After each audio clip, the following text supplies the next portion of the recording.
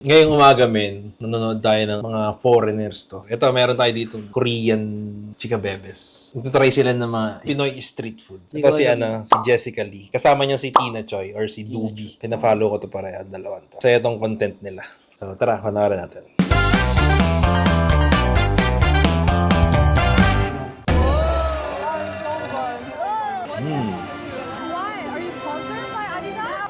Ito, Koreans naman sila. Koreans, tapos itong isang Pareho. Guys, it's Jessica here, and today we're gonna have some authentic Pero itong si Jessica Lee, with parang based sa Philippines. Ito si Tina Choi, si Doobie. Ano yan? Korean American. I'm a huge fan of your Paborito series. I am fangirling over Doobie Dubop. Like, you're so famous here. You're so famous. Babae talaga yun, no? I know. I have actually prepared 5 different Try sila street ng food, Filipino and street we're food. gonna go level from level. So we're gonna start from 5 different. Such a like Korean thing. I know. Diba? Church ba yun? Kaya po church yun, no? I am fangirling. And I'm a huge fan of your Paborito series. I am Quintana. fangirling over Doobie Dubop. Like, Quintana. you're so famous here. You're so famous here. Really. We're doing the quintessential like Korean thing. I know. I have actually prepared 5 different Filipino street food, and we're gonna go level from level. So we're gonna start from like something that's familiar to your palate until you reach like the epitome of exotic Filipino street food. I'm excited. Can you handle like exotic food as well? Well, when I first started out on TikTok, my like handle used to be "Don't yuck my yum." So let's try. Right, yeah. If I keep to my virtues. Okay, don't yuck my yum. Okay, let's go with banana cube. Uy, banana Q. Sarap nga kung ano yan. So what is banana cube? Banana Merienda. cube, basically, they say on TikTok it's the Filipino tanghulu. Uy, kami tanghulu. Hindi ba? Yung fruit na nakabalot sa asukal. Coated in saba. So it's gonna be a little starchier, a little more heartier, I'm assuming. Yeah, cooked banana. It has its own like scent, so try it. So there's actually 2 kinds. This is the banana cue, and then this is the turon. So this one is wrapped in lumpia Turon. Banana Q, turon. Parang turon ako dito. Turon ka. Ako, banana Q. Okay. paper. Abby is Kasi madami ka bang pwedeng ilagay sa turon eh.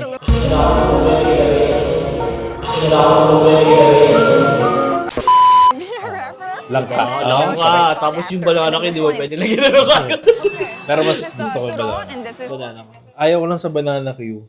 Pag natsyempohan mo, yung matigas. Sa gitna, Oo, merong part, ayoko ng ganun. merong, hindi kasi ma-check ng ano yun eh, ng nagtitinda yun. banana cue. Okay. This is my actual favorite Filipino street food snack. Lalo pag Growing ano? up in elementary school. Minsan kasi pag di marunong magluto ng banana Q, hindi nila napapadikit yung asukal. Oo, Diba, meron naman para talagang binalo sa asukal. Galing nila magpadikit. Merong mga ganun nga na instance pag hindi ganun ka. So try it. I'm Sarap so pag maraming excited. asukal. I love how the caramel just Medyo konti pa yung asukal na nakuha nila eh, no? Well-made banana cue. This one is turon and then this is banana cue. Cheers. Cheers. Ba't naka-stick yung turon? That's illegal! Oh, it's so good. I like how the inside gets really like ooey and gooey, and the caramel that's like surrounding it. Medyo it almost maganda yung nakuha looks nila. like South Korean dessert, like matang, if you know what I mean. Matang, We make it with sweet potato. Some places have kamote Ay, actually, cue, which is sweet potato. Kamote Q pala ako. Kamote yung ano? Papapiliin ako sa tatlo. Turon, banana Q, kamote. Wala, Kamote dalawa Q lang, ako. hindi ka pwede Meron. It's really good, and it's so smart that they use plantains instead of like actual bananas because it holds up because of the starch content. That's very smart. Oh, this is so good. Turon. I told you. Thank you, Paul. What do you think? I like the turon also. It's very different from the banana cue because like when you bite into it, it like shatters. You know, it's like the type of sweetness that hurts the top of your mouth, but I like pain in a good way. But I have to be honest, in my heart, banana cue is very top tier. Also, probably Uy, because it's banana warm, cue siya, no? but it's so comforting. It's warm. The That's my caramel. How would you rate banana cue? 1 out of 10. Honestly, solid 9.5 out of 10, which is very high in my book. Uy, grabe I naman, also taas love kagad banana ah. dessert. Now let's move on to the next one. How did they make it? Do they make the syrup after? No, So they basically they sprinkle the sugar on while it's on oil. So this is really a well-made banana cue. So we're moving on to tusok now. Tusok. I love how like Recto ba Filipino to o words ano? are Sa karyedo? like, said twice. Parang Hello, karyedo. hello. Tusok. Yan na nga. Alright, so this is the tusok. Sarap talaga nung ano, no? Mean. Ang sarap nung sauce nung sa labas. Pag ikaw yung gumawa, manang parang, sauce. oo, parang hindi ma-achieve yung sauce na Parang gusto hindi mo. ma-achieve eh. Pero pag Tsaka ang galing nila, Oo. magkakalasa, no? Oo, yun din. Nagtataka, Oo. hindi naman sila isang lugar. or Pero, oo. vendor. Pero Vendor. alam mo yun, May group magkakalasa. may group chat siguro yan. Nandun yung recipe. No? Papakita to sa mga Like strap. Yeah. And then there are different kinds. The big one Tusok. is the squid ball. And then the flat UFO Kulang looking pa to, one walang is the kick fish yan. ball. Walang hotdog. So you just get by yourself. Magkano po kuya? 1 peso for 2. Wow, 1 peso for 2. And what are some of the sauces? Yung presyo they dyan, have three small. options. There's suka, Anong which piso is dalawa pa rin? vinegar. Anong taong ba yan? And they put some onions in. Grabe This is like laki. Filipino staple condiment. This is the sweet sauce. They just call it like sweet. But that Mura means pa lang it's to sweet. ng fishbowl. Tagal ko hindi And ng that's fishbowl. the spicy sauce. It's like sweet chili sauce. So how you eat it, depending on your preference. If you like it this way, you can get it now like how they're doing. If you want it to be more crispy, let's wait a little. Until, yeah. I suggest we wait a little more. Yeah, Because mas I've been trip a mo ba yung vendor, ganun, yung I've sold medyo this before. tostado? Ako rin din Tostado. tostado. I'm a big fan of anything fried and golden brown, so this is like really right up my alley. Very Asian. Hey, no, I wanted that one. Okay, go ahead. Yeah. Yeah, go ahead. This is spicy? Okay, I want spicy. It's not too spicy for Korean. Yeah, it's not like that. Yeah. Nothing is too spicy for Koreans. Exactly. So this one is the squid ball. Hindi kasi sila sa mga. When it gets fried. So that's why people like the... But this is the better. I like the smell. It's really, really good. It's actually not that fishy either. Parang chicken bull I yung love the inano texture. nila. It's like spongy but also crispy outside. I Yung never flat thought yun. that there would be a day Fish where ball. I admit this on content, but I love fishy balls. You know what I mean? I was confused for a second. Because my channel is very PG, right? Yeah, I thought you like go out. But in real life, everyone calls me gangster, so... Yeah, that's true. So I met with Lumpia Queen, Abby, and Erwan, and they described Jessica as like gangster. Super gangster were the exact words that they used. I hope that's a compliment, guys. Which one's cheaper? Fishball. I can see why. I do like the texture. It's crispy. I like the shape of it, but there isn't that like initial like super crunchiness. But it might be because I got a one that's like not as. Merong masarap crispy, dyan yung but I ano yung sa still really fishball, like yun yung it. sobrang tostado yun. Parang pulintro. Yung gusto ko. Parang chicharon. Parang chicharon na yung I sobrang, love anything sour. For me, like a sobrang good food always needs a little bit Tostado of na. acidity. Tostado Something na siya. acidic happening, salty and spicy. So like for that palate triangle, it's like fulfilled for me. How would you rate this over 10 as well? I'm gonna give the squid ball 9 out of 10 and the fish ball 7.8. That's good.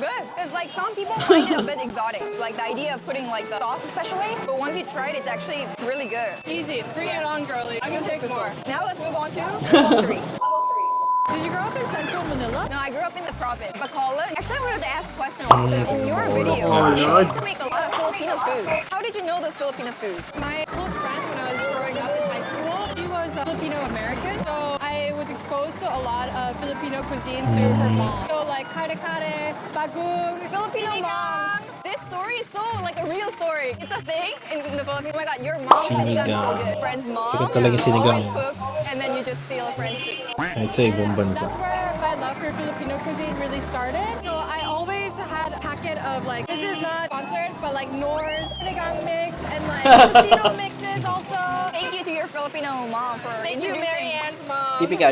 Very Filipino. Filipino, alcohol. I think this level. Oh yeah, you know bagoong already. Yeah, bagoong I have in my fridge already. Come on, girl. You love bagoong? I Come love on, it. girl. Rice. Also, bagoong. Bagoong. The eggplant is so good. There's really nothing like it. You're really the master. Okay, so we're gonna go eat bagoong now. Let's go. Uy, sarap.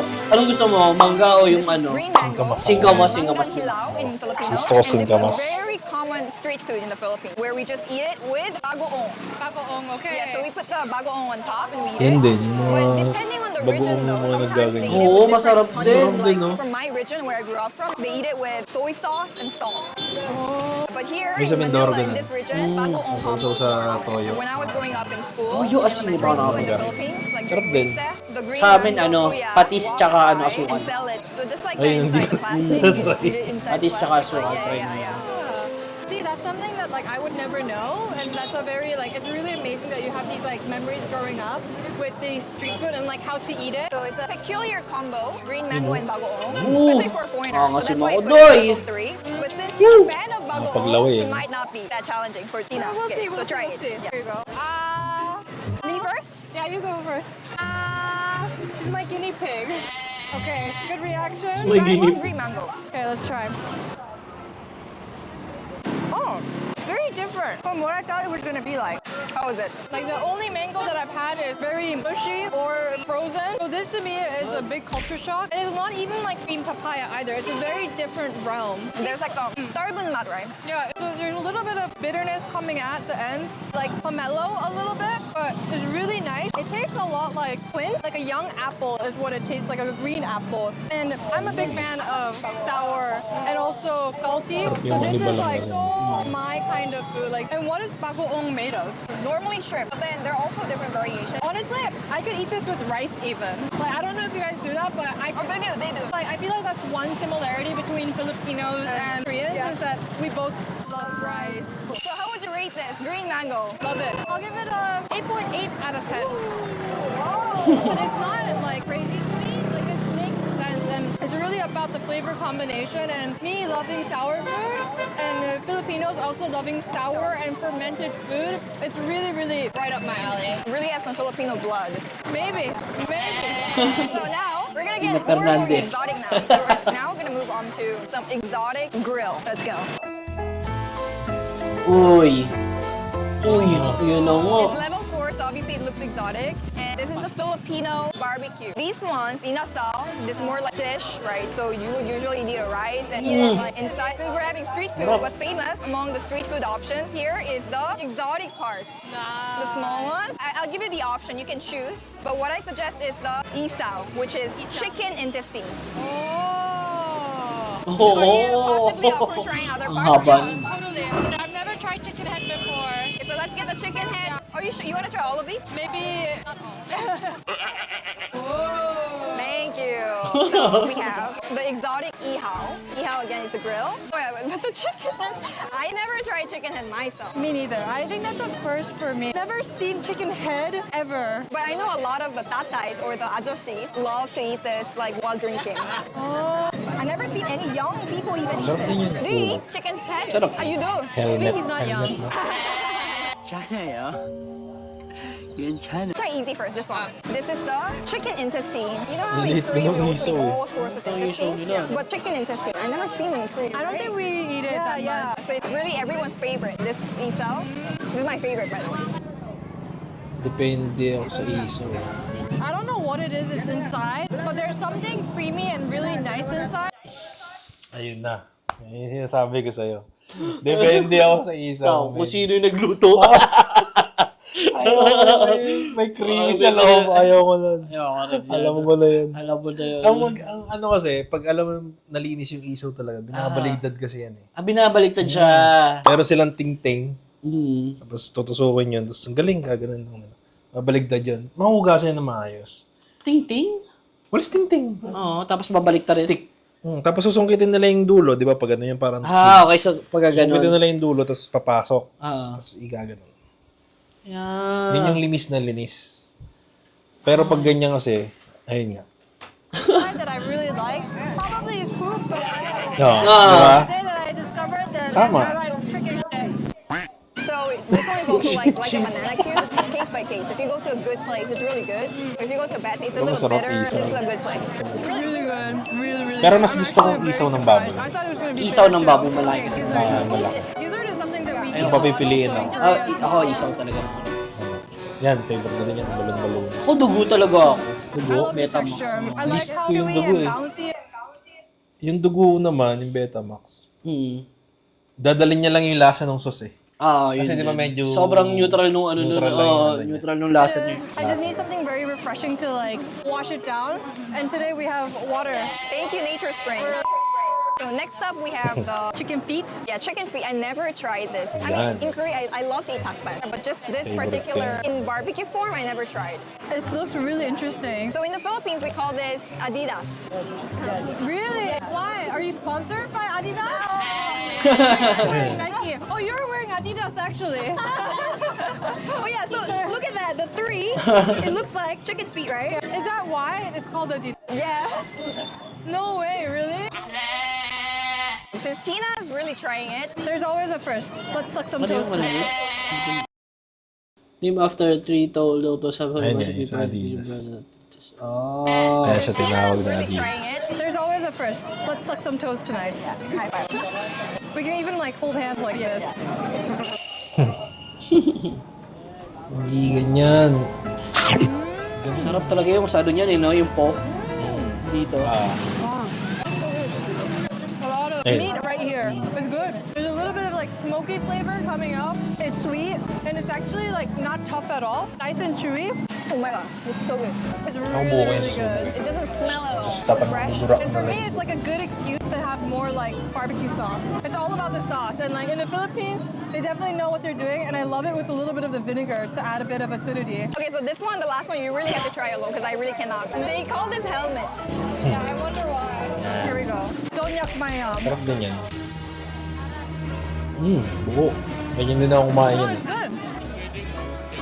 Oh my, I was so shocked. She just had put everything in one go. I'm like, Actually, the brain is really good. the brain. It's like nice and creamy and juicy. Oh my god, the In brain. Korea, there's a saying like, 보기만 해도 배부르다. It's like, just by looking at her eating, I'm full already. It's a bit annoying to eat because there's so much of the head.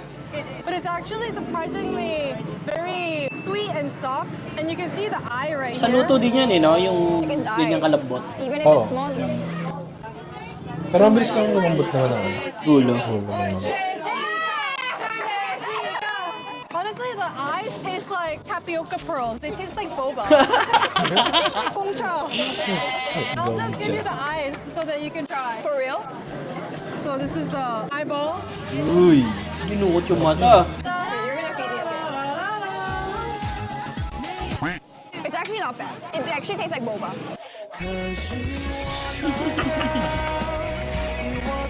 To speak the truth, it's like eating fat. It tastes like the butt of the chicken. So how would you rate the ihao? I think it's a really fun experience. Also, like the whole smell just like completely covers the street. Yeah. And I love just like eating anything grilled street. So solid 9.5 out of 10.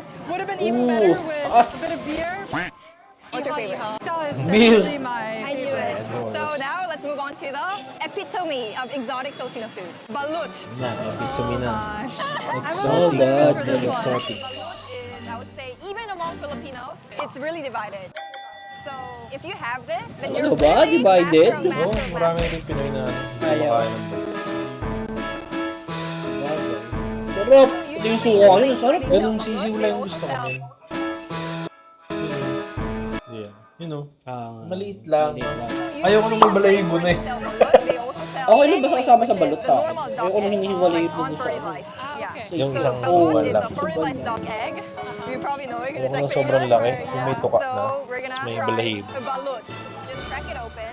So you crack it on the side a bit. Just a little bit, and then you know like how in Germany like they have the egg cup, and then they just open a little, and then something like that, and then once you opened it enough, you'll feel the soup. So you have to drink the soup first. That's the part of the experience. Very nice. It No. tastes drops you like a very intense chicken flavor with a little bit of egginess. Okay, so are we gonna open up the full thing? Yeah, and now you can have like half, and then you just bite it in. But I'm gonna give it to Audrey, so you try yours. Look at her. This is what you are right now. You're chickening out. We're chickening out. Your knees. You can start seeing the chicken. So this is the eye, beak. This is the head. Oh, this isn't chicken though. This is duck usually, right? Duck. So again, suka is our part of our life. Okay, like that. You want a little bit? Part of our life. Okay. Okay. Okay.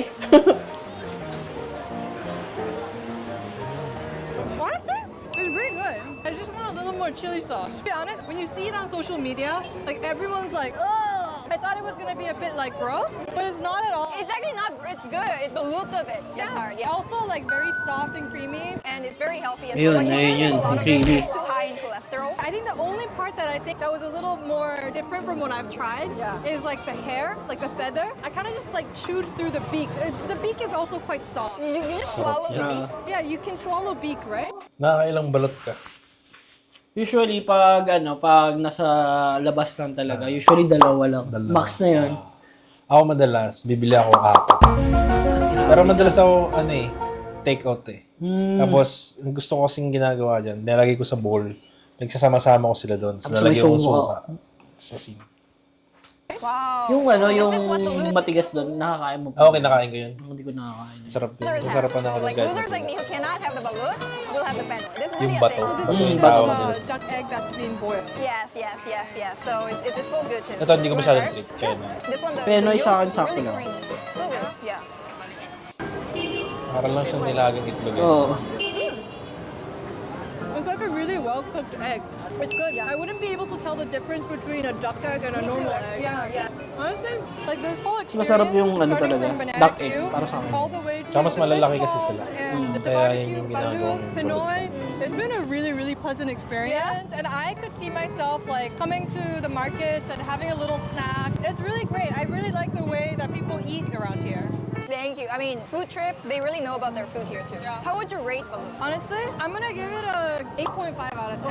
I actually really liked it, and the soup was something that I've never tried before. That's really the highlight of Yeah. balut. Yeah, the soup. It's like Galing, the ngayon niya lang essence natikman of lang. chicken Kasi ever. yan. But thank you so much Game for na game taking me kasi yan. around. It's been such a fun I experience. know, like, thank you for coming to the Philippines for this amazing trip. Yeah, like, I mean, in today's video, guys, I really learned a lot from Tina herself. Like, really, like, it really inspired me a lot, guys. I'm going to be like Tina for my future food trips as well. So, thank you, Tina. I hope you enjoyed the Filipino food trip. And yeah, I'll see you guys in the next video. Bye! Bye-bye! That's it. See you on the next video. Sarap. Namiss ko tuloy mag-food trip sa Sa labas. Sa men, di ba? Nung college, madalas tayo sa sa Hidalgo. Hidalgo. Kompleto rin dun. Hidalgo, Pacarriedo, Ariel. Quiapo. Wala pa, hindi pa sila nakapag-try nung yung kusin. Ay, oo. Yung calamares. Yung calamares. Akala ko yung isa. Masarap din yun yung flat. Yung flat ng kusito yung ihaw. Yun. Ano ka? Mas Amoy na amoy yun. Alam mo, alam mo sa street pag Pag makikita mo lang, matatanaw mo na sa mata mo. Suka na. Tapos yung hindi rin sila yung nag-try ng dos tres. Dos Tres. Sarap din. Sarap din. Iba rin yung lakas. At saka yung amoy din yun, no? Iba rin. Grabe yun. Kasama talaga pati stick no? Oo. Sarap. Sarap.